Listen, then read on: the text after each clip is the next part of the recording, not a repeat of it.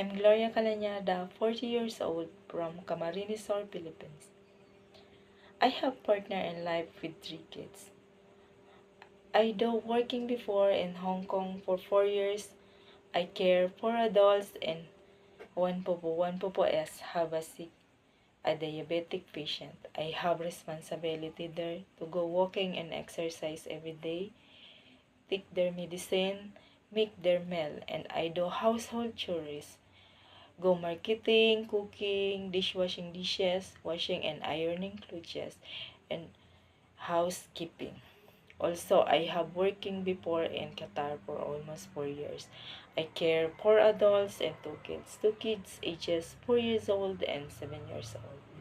I do household chores, car washing, care pets, washing and ironing clothes, dishwashing dishes, gardening, and housekeeping. I bring the kids in the school every day to teach and playing. Also, I love singing and a little bit dancing like Baby shark do do do, baby shark do do do, baby shark. Mama shark do do do, mama shark do do do, mama shark. Papa shark do do do, papa shark do do do, papa shark. Grandma shark grandma shark grandpa shark grandma shark.